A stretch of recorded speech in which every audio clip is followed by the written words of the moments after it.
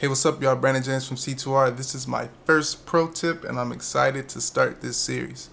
Um, One thing that I wanted to talk about today, real quick, is just to really talk about what it means to be doing work for free versus paid work, and specifically being a freelance videographer.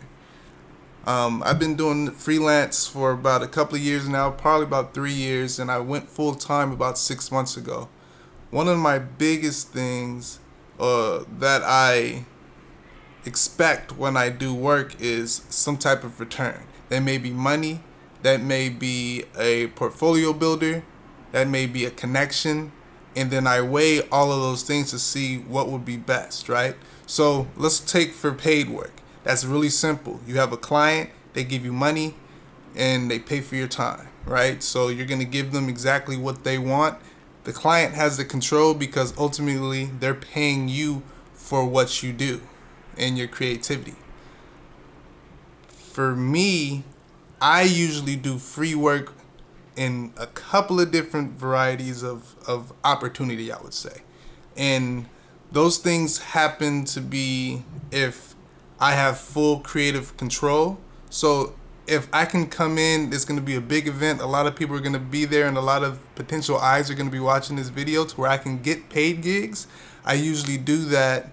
If they say they don't have a budget, or if it's so big to the point to where they don't really know you, and they're like, yo, like, yeah, it could be cool, or your video could not be cool, I'd sometimes just bite the bullet and just do it. I'd be like, hey, I can come in for free. You'll have some free promotional stuff. This is just something that I want to do for my portfolio to build it, and you'll benefit in it as well. And I really let them know that this is just a one-time thing. So if they ever wanted to work with me again, then they can contact me and we can do the money route, which that's worked for me before. But I would say that if you're doing anything free, you always want to retain the creative control 100%. If they try to give you any type of, feedback like, hey, can you make the video longer or shorter? No, you're not getting paid for it. You do it, and you do it the way that you want to do it for your portfolio. It's different if they're actually paying you, again. But if they're not paying you, then you do it the way you want to do it. The second thing is if there's a relationship. So that can be a little bit iffy. So like if you have a prominent key player that knows a lot of people who can get you video projects, sometimes you may want to edit it and do it for them so they can see what you can do, so they can refer it to other potential clients. I've done that in the past, and it's worked beautifully, and I've gotten a whole bunch of clients and made a whole lot of money just off of doing a first free gig. And so doing that, when you're working with somebody as a freelancer, and they don't have a budget, but they have an expansive network, and you know that, and you've done your research and you can see it, then you can really chime in and see, okay, I can do this video for this person, and it'll lead to these potential things. Again, it's not always gonna be, it's not always gonna happen, right?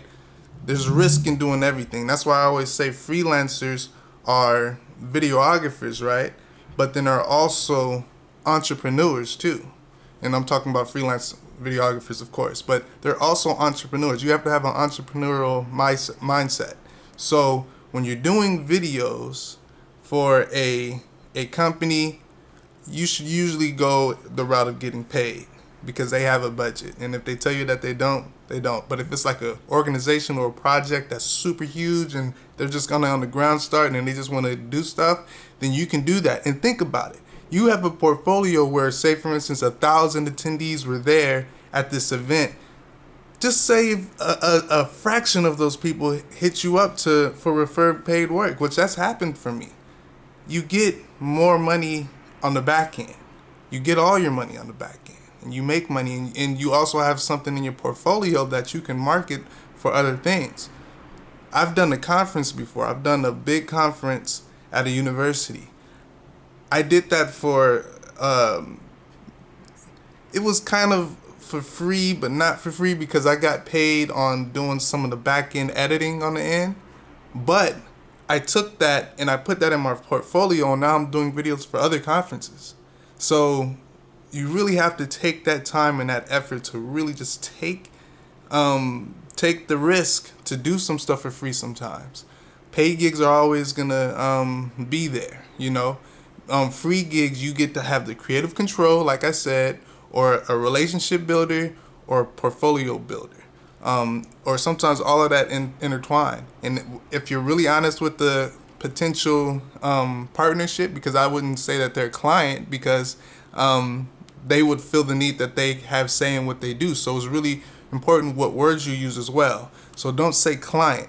Don't say, yeah, you'll be my client. No, say that you're going to be my partner. We're going to collaborate on this, and we're going to work together to create this thing. But I want creative control. We're going to work together to create this video project. So, that's just one of my things that I always think about as an entrepreneur, but also as a videographer, freelance videographer, and with my C2R Productions company. This just kind of takes a break from my actual videos, my vlogs.